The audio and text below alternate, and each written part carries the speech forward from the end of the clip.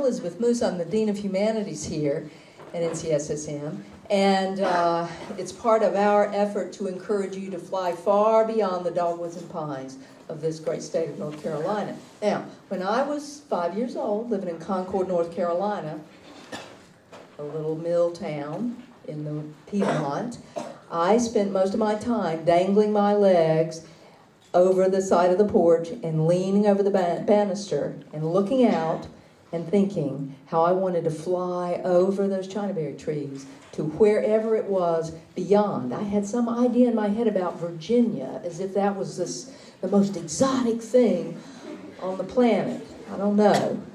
I've been to Virginia. It didn't seem that exotic to me. But the truth of it is, in the 55 years since that time, because of programs, I've never been a Nestle scholar, but because of programs such as Fulbright and the National Endowment for the Humanities, I've been able to travel and study in many parts of the world, from Greece and Morocco, Turkey, did I mention Greece and Greece and Greece, and France, Spain, and other countries. And so I encourage you, knowing how that travel and languages, Latin, French, and modern Greek, have enriched my own life, I encourage you to grab hold, fly away. We'll be here. You can come back and tell us all about it next year in your Nestle experience. So the National Security Language Initiative for Youth is one of the great things the United States government funds. And it's all part of encouraging American teenagers to accept the global challenge, learning a new language and culture. These are merit-based scholarships. It's to spark your interest in language and culture. You don't have to have previously studied a language, although I'll bet my dog's lives that all of you are engaged in the study of a language, right? Or have been. Sounds like there was a requirement at NCSSM at Hillside, right? And whether you are an advanced student or a novice, this program has something for you. If you want to commit yourself to a summer program or a year-long program, they've got those options. You've got to be a U.S. citizen. You need to have a grade point average of 2.5 or higher on a 4-point scale or equivalent. This is a key right here. You have to be from 15 to 18 at the start of the particular Nestle program that you're accepted to. That's a little dicey for some of you who may be seniors who are graduating from high school this year and are interested in their year-long academic program. That you're enrolled in high school, and that can be a homeschool, and some other details that you can read the fine print of. The summer programs and the academic year programs are in languages that are considered critical languages. That is, they're not as commonly taught or learned by Americans. Arabic, Mandarin, Hindi, Indonesian, Korean, and so on, Turkish, Russian, and the year-long programs in Arabic, Mandarin to Hindi, Korean, Russian. So marvelous opportunities out there. We, of course, here at NCSM offer Chinese. We have Korean seminars. I would love to offer Arabic. We once upon a time offered Russian. But these are opportunities that our school, just because of staffing issues, can't give you. The deadline looms over us, October the 30th. At 4 p.m. Now, why 4 p.m. is beyond me. Leave it to me. I would be saying, it's not 11:59 p.m. and it would be 5 o'clock and I'd be out of luck, right? So make sure that 4 p.m. is something that you get. Wanted to point out that there's a website that has a lot of details. If you look up NSLIY, you'll find it. That has all the details and more that you'll need. And now we want to hear stories that are really going to tell us and inspire us about the Nestle experience. So Caroline, take it away.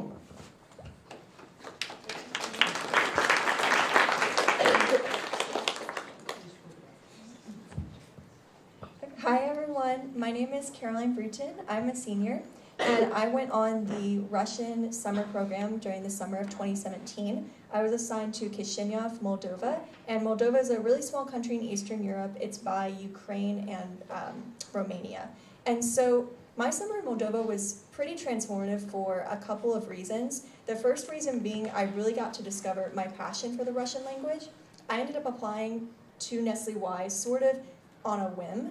It wasn't a thing that I was really sure that I wanted to do, but I ended up applying because I thought it would be a really cool program. And I always liked languages, but I didn't really know why I always felt drawn towards Russian, and I just thought I should be able to try it out and see if it was really the language for me. And so I ended up getting in, and they took me to Moldova where I had no prior Russian experience, and I grew an incredible amount during the program. It's really an amazing, transformative, very immersive experience.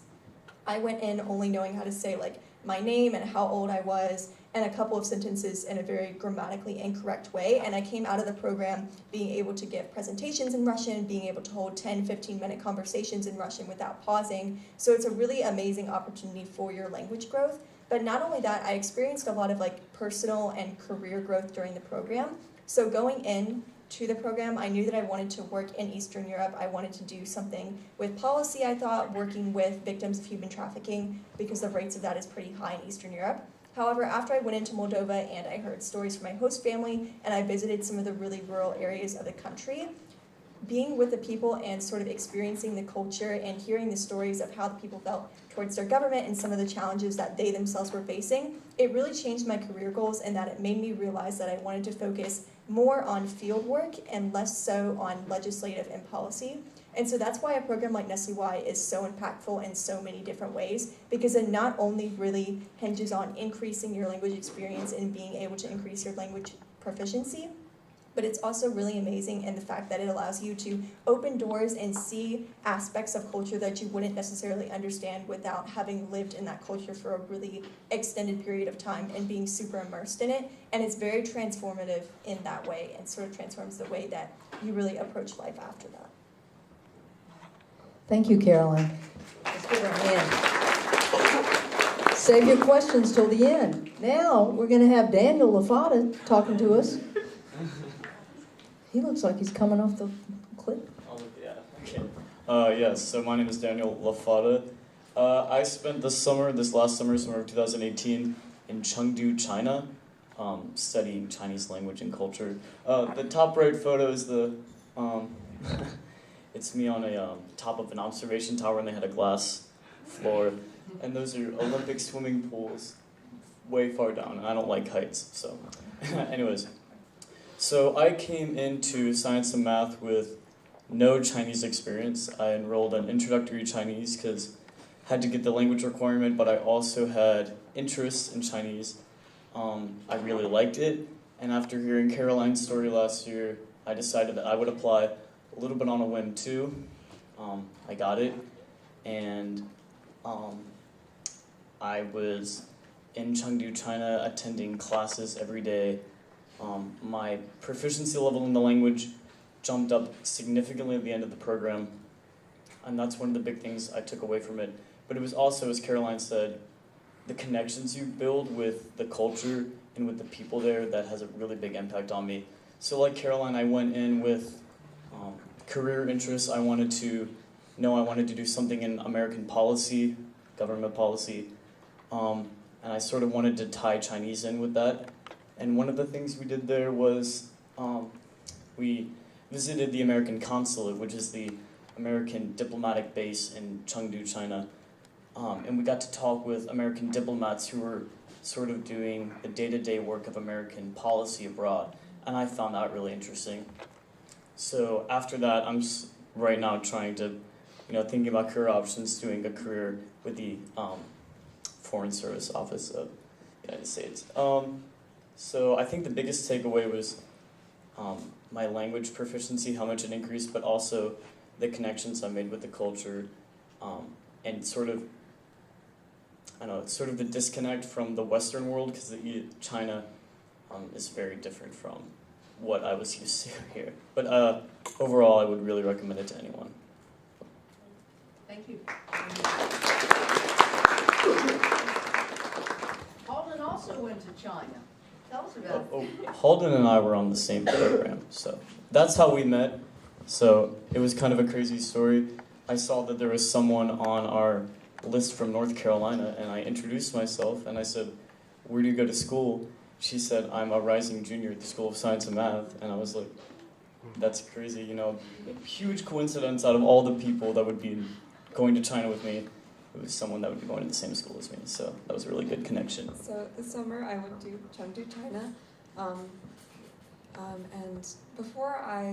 one of the major reasons why I decided to apply for NISLE was my high school didn't have a Chinese language program. I took online Chinese for 2 years, which really made me want to have a real immersive experience with Chinese speakers face to face. The one quote I put up there, it says, 真理即行始于足下, which means that a 1,000-foot journey begins with the first step. And I really think NISLE is a really good first step, or just beginning step on your language learning journey, because you get that real immersive experience and you really connect with a host family as well. On, I think, the next slide, this was at our school. We were at a middle school for experimental learning. Yes, is what it was called. And we had language classes for 5 hours every day. We had 3 hours of intensive language learning, and then 2 hours of culture. And then we did other cultural activities like kung fu, and we also got to see panda bears and do the touristy stuff as well. And then one of the really central parts of this is your host family, in my opinion. So that was the first day I met my host family. That's my host sister. Her name was Wutan, and I really connected with them. I even got to meet some of their cousins, and yeah. And towards the end, when we were leaving, I remember we were in the airport, and I was going through security, and we started to cry because we realized that we might never see each other again. But I really felt like I became a part of their family. Thank you, Holden.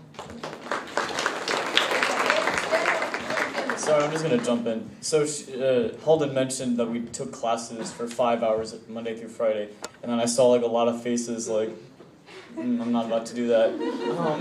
So that was a little bit in the back of my head when I went. 5 hours of classes during my summer off, I do not want to do that. But what you did in the classes were really engaging, hands-on, really small classes, 9 people with 2 teachers. In my case, not the same cases with everyone. And the skills you learned in class every day, you would leave class and you would apply them in a real-life scenario. So one day we would spend learning how to order from a menu, or another day we would spend how to bargain, or another day we would spend, anything you can imagine. And so the 5 hours of language classes a day is really a lot of fun and really helpful for you. Isabel's now going to talk with us. Hi everyone. Hello. Okay. Hi everyone. My name is Isabel Wesa, and this past summer I went to India. I was in the state Madhya Pradesh, and I was in a city called Indore. It was a pretty small city compared to most cities in India. It has a population of about 2 million people, which may sound really big, but in India that's pretty small. One of the reasons I applied for NSLIY is a little bit different from typical reasons. At home, I grew up speaking 3 languages because my parents are immigrants from Spain, so I grew up speaking Spanish, Basque, and English, and so I never really had the opportunity, or I was never really challenged to learn a new language from scratch like most other students are, so I never took Spanish classes. I just grew up speaking it, and so I applied to NSLIY to have that opportunity to learn a language as most other people have, and to be challenged in the same way that most students across the US are. And so another reason I applied was because when I came to NCSM, I got involved in the South Asian Cultures Club, and one of the most defining moments I remember was we went to this Hindu holiday called Navratri Garba for a Hindu god named Durga, and so that was a really defining moment when I became very interested in Indian culture. And there were these two singers who were singing the entire time that we were there, and we were there for about 5 hours. And so I was really curious to hear what they were singing and what it all meant. And so that's another reason why I applied, because I just thought that Indian culture was so beautiful and meaningful, so I wanted to be a part of it. Like Halden was saying, I think one of the biggest takeaways for me from my program were the connections that I made with people. So I was in a pretty small group. I went to an all-girls school, and there were 9 other girls in my class, and so we had class from Monday through Saturday for 5 hours every day. So that one day weekend was really killer. And just the connections that I made with my teachers and the other students, and especially my host family, were very meaningful. I still talk to my host family every day. I call them on the weekends. I share pictures of what I'm doing, and my teachers, I'm sure that some of you who are on Facebook have seen my Hindi teachers just like comment under my pictures and leave all these little GIFs under my pictures. So I still am very connected to them, and I think the bonds that I established there were very meaningful, and I hope that one day I'll go back to India. I'm actually applying for the year program this year so that I can take a gap year after leaving NCSSM. So, yeah. Fantastic. Now, I wanted to mention, Isabel's got a beautiful movie, and so we're going to, if there's any time at the end, we're going to go back to this link, and I'm going to distribute the link more widely so we can go on their own time at the end. Yeah, so a friend of mine and I, we made a vlog, and we put it together and we put it on her channel because I didn't want to make a YouTube channel for it. So as Miss Moose said, if we have time at the end, then we'll show that video. Thank you, Isabel. Next up is Hannah. Okay, so I kind of made the slides highlight each main point I wanted to talk about, but first I want to say why I applied. So I just kind of saw the email in my inbox and I was like, that sounds interesting. And I looked at the languages and realized I had always had sort of an interest in Russian, mostly because of the International Space Station. So I was like, you know what, I'm going to apply. And not a lot of people apply for sort of an engineering STEM standpoint. They were all there for humanities, which is why meeting all these people were so amazing. I mean, I'm used to here I have like a conversation about math or physics, but on this trip, like we'd have late night talks about like New York State law or politics or classic literature that I'd never heard of. So I learned so much just from meeting people with different perspectives and how they look at the world. So I really enjoyed that. And then you can see on the right is my host mom. So we still keep in touch and send pictures occasionally. She's not super tech savvy, so it's very occasionally. And the group in the middle, so that's our whole group, and they're also very supportive. We still have a group chat, and like when Hurricane Florence came through, they all sent messages of support to me, even though I wasn't in the most directly affected area. They're always looking out for me, and we all just have like, I know I can count on them. So even if you end up going on the program and maybe it's not what you expect, the group of people that you become involved with is amazing, and they're always there for you. And so the next slide is about culture, and I think the best way to really learn a culture is like eat the food, speak the language with the natives, just speak to the everyday people, because I always had, particularly with Russia, this set idea of how Russian culture was based on the news. And I went there and realized that it is almost completely false. So Russia is actually really beautiful and they have a lot of culture, and it's not all about the government. And so that was really eye-opening to me, and why I would encourage you to apply to the Russian program in particular. And so, so the country itself, the country is very beautiful. It's not always cloudy and cold. I was there, and it was 70s, sunny most of the time, and there are a lot of parks. And so this is also like with the culture, to really learn it and understand it, you have to see the physical environment. You have to be there and understand what led the people to like do the things they do and why they do it. And it really just helps you understand, because someone can tell you, oh, we make this food because of history. But then when you're there, you see why, and like you understand why everything happens.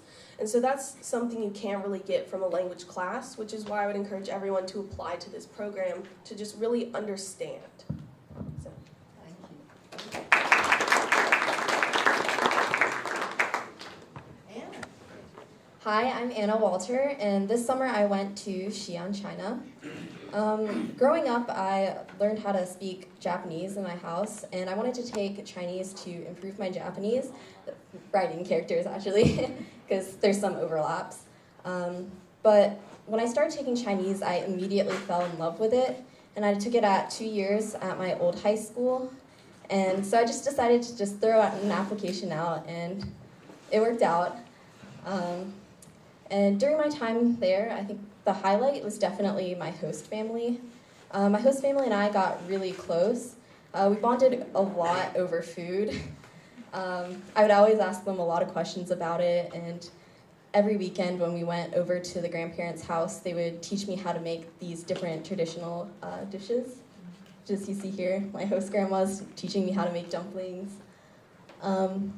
My host sister and I, we would study together at the dining table every night, and we eventually got really, really close because she would always help me with my Chinese and I would help her with her English. And it's just pretty cool to know that someone across the world from you is trying to understand you and you're trying to understand them.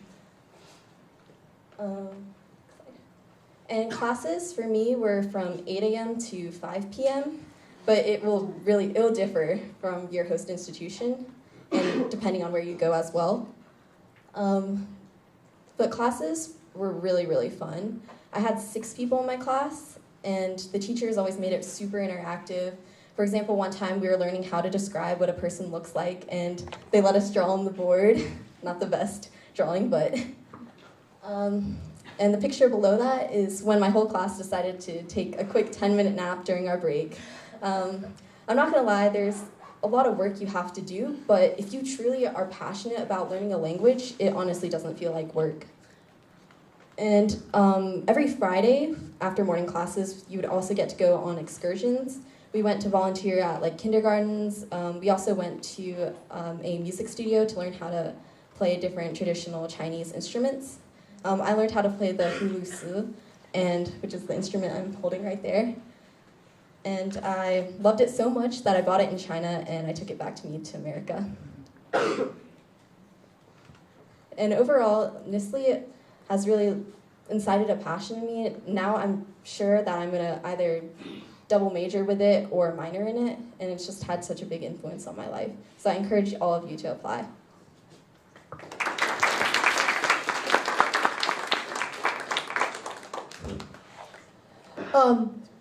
Amzi is going to be with us. Has she arrived yet? Amzi? She's going to be a little late. She had a previous engagement. We had to switch the time of today's session. But anyway, why don't we just, yeah, Mr. Gottwals, come on down. Bob Gottwals, a man of many languages, is going to talk to us about some other opportunities. Здравствуй, ni hao. For those of you who don't know me, I'm Mr. Gottwals. I teach in the science department. I'm a computational chemist, but I had a different title in a former life. It was Commander Gottwals. I was an intelligence officer for the United States Navy, and I worked for an organization called DIA, which is the Defense Intelligence Agency. If you're familiar with the CIA, yes? Okay. DIA is the military equivalent of the CIA, and I was an intelligence officer. I was a Soviet Union specialist, that's Russia to you, and I was a Soviet Union specialist from 1984 to 1996, and my job was to do technical translation in Russian. And the reason I tell you all this is I can tell you firsthand how big of a need there is for language-trained science people in the Foreign Service, in the intelligence community. I have worked in several communities in my life. I've worked in academia, obviously. I've worked in medicine. I worked in an operating room. I've worked in supercomputing, and I've worked in military intelligence. And of those 4 communities I mentioned, where do you think I've met the smartest people?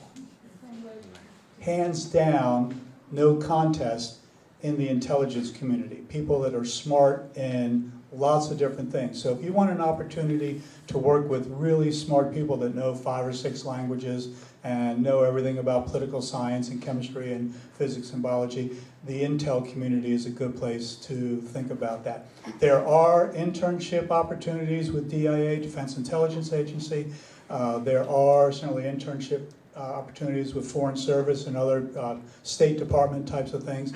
If anybody's interested in chatting about DIA-related opportunities or those Foreign Service type things, I'd be happy to chat with you. You can usually find me in the library in the afternoons, and I would welcome the chance to sit down and chat with you. Thank you for your time.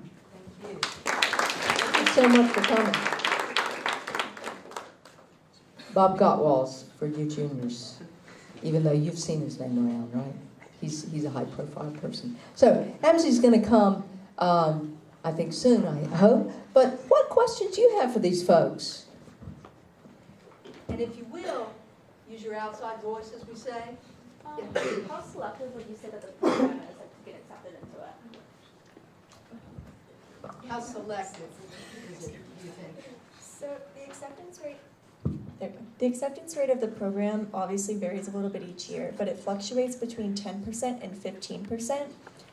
However, something that I do want to stress is that there are languages that are more popular than others. Chinese tends to be the most popular program, but that does not mean that it has the lowest acceptance rate, because what happens is that they do proportionate acceptances. So because more people apply to the Chinese programs, more people get accepted. Less people apply to the Bahasa program, which is our Indonesia program that just opened up, less people get accepted. So it's proportionate, so don't base what language you're applying on because you think you're going to have a better chance of getting in.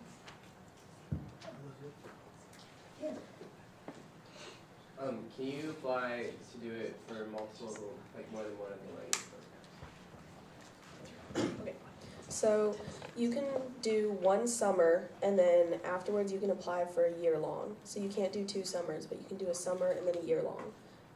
But So, can you send out like multiple applications? Like, well, okay. So you have one language, and it's your main language, and then you have a second choice language. But I got first choice. Did you guys? Did any of you get? Yeah.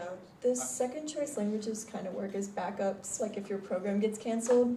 So like make sure that your first choice is like really the one that you want. I can tell you firsthand that the need for Arabic speakers is monstrously huge. So if you want to position yourself for an immediate hire, career-wise and internship-wise, Arabic. And just to add one more thing to that, once you can apply to NSLIY again. Typically, they encourage you to continue in your language, but there's a year program not offered for every language. So in that case, you can start another language. Are there any like transferable credits or anything for like what all the work you do over the summer, or? So before I think we all go on, we take an OPI. We all do an OPI, which is an exam that called the Oral Proficiency Interview, and it determines your level of conversational fluency. And it says that, according to them, that can transfer to college placement, is what I read. But I don't know, not with me. I didn't get any class or college credit. I don't know about you guys. I don't think that's, because it's in another country, not really transferable. But it might impact your placement. Yes, for If you sure. be at a higher level. Who's there in this? Yeah. how long do you go for over the summer? How long is it? It's like 6 weeks, so a little over a month. My program was one of the longest, so I was there for 7.5 weeks. It just depends where you're going. Does the year-long one, does it just follow like the normal like the start and end for like the academic year? So, it essentially does. However, it is a little bit altered. It's, I believe, a little bit more akin to like a schedule that you would get in the Northeast. So you typically leave at the beginning of September, and you come back anytime between May and June. Thank you. What other questions? Yes. So are people like only applying for North Carolina, or is it All over the U.S. So young Americans from all over the United States are applying. And guess what? You don't have to travel far for your regional interview. If you are selected as a semifinalist, you'll be right here in NCSSM's library come January and have your interview, which is a wonderful thing. Holden, were you here last year? Yes. We didn't know her then. She's an incoming too. I just wanted to add something else, transportation related. The scholarship covers everything from leaving your hometown to flying across the world. Wow. Everything is covered, and you get a stipend. And if you need money for even getting to the airport, you can get money for that. So everything is covered with the scholarship. And then also with the stipend, they just give you the money in cash. That's how it worked on my program. They don't take it back, so whatever money is left over is your money to spend on souvenirs and whatever you want.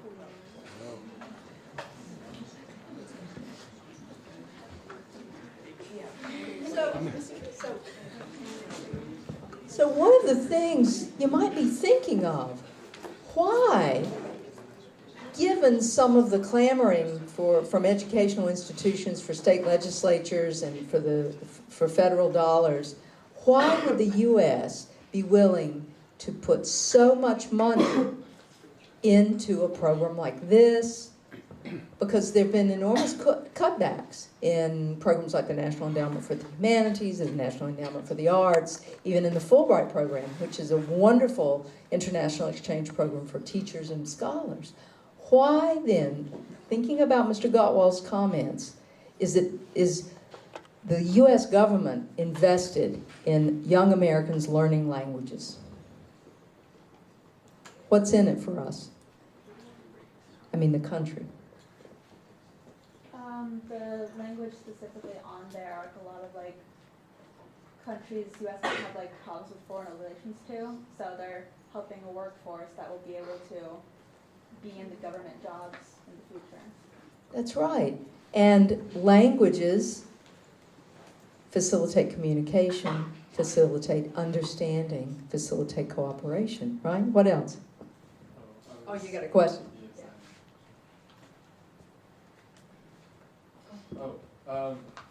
Did any of you guys struggle with any like hesitations like before committing to this program that haven't, I guess, been discussed? And like, would you like to say like how you dealt with them,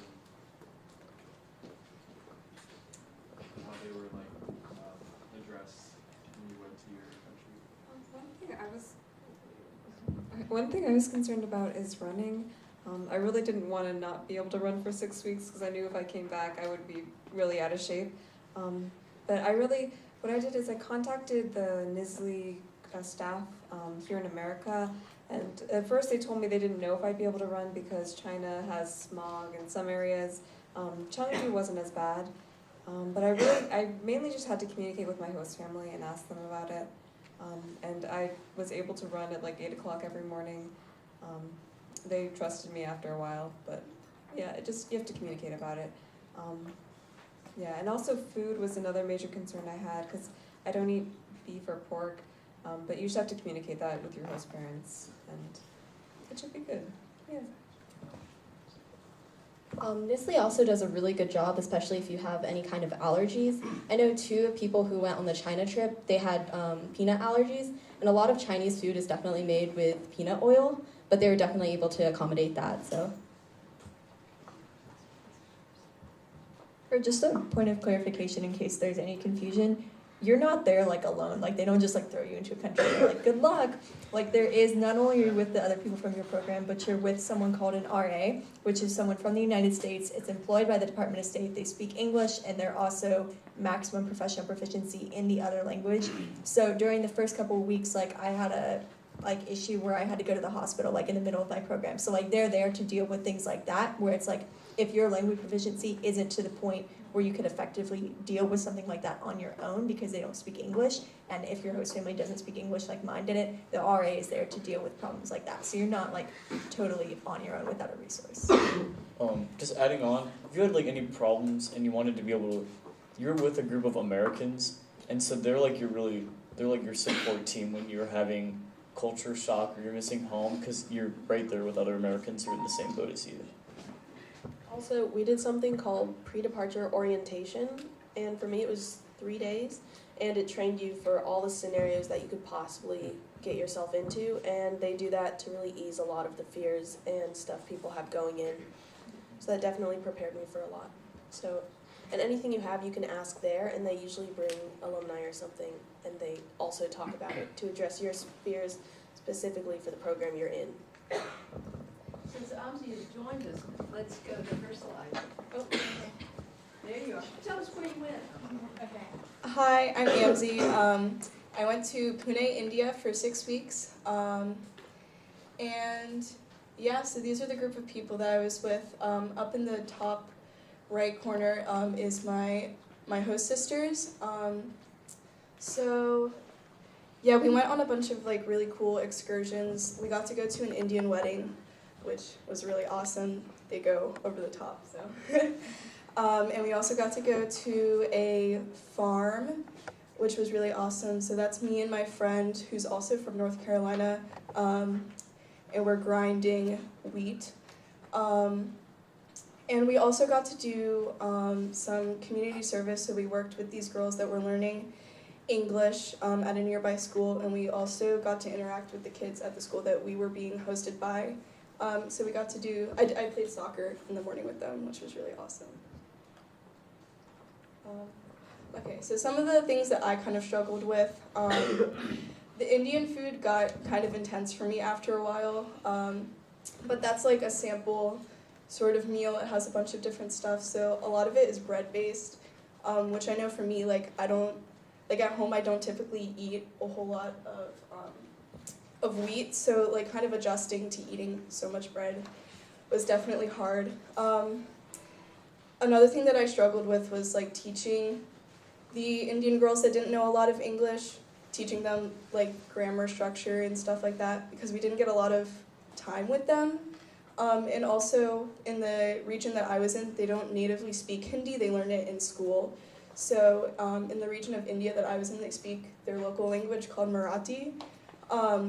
So even with the little bit of Hindi that I did have, it was hard for me to communicate with them. And also just because Hindi has a different script, it was definitely hard for me. It definitely took time, at least, for me to get familiar with that. But yeah, I thought it was really awesome. Yeah, so that's me with my host family in the middle. They were wonderful. I still FaceTime them every couple weeks. And then that's my group over there, and they're also great, and the culture is amazing. I would definitely recommend. Yeah. I'm just so glad you came. Let's give her a hand.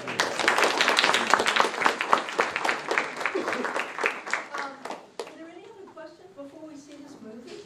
I'm trying to show the film. Anybody else have any questions? Yes, go ahead. So, I'm your regional alumni representative, which means I like handle like all the alumni events and everything and trying to get the word out about Nestle Y. So if any of you guys are thinking about applying or you actually end up applying, on October 14th at school from noon to 2, we're going to have sort of like an application review session where alumni are going to be there and they're going to be able to, if you want to read over some of your application essays, give you some advice and sort of do like mock interviews if you guys are sort of worried or thinking about those as well. And so I'm going to post like a link to that on Facebook, but just to get you guys thinking, there will be some people that are able to sort of help you with your application if you're nervous. Caroline, would you also mind posting this PowerPoint, and then also it's got the link to your video, so that'd be great. So what do you say? Remember the website is available, and application deadline the 30th, and the review session is when, Caroline? October 14th. October 14th. It's a Sunday. That's great. And then, let's see it, Isabel. Are you ready? You want to see it? You bet. All right. Yes,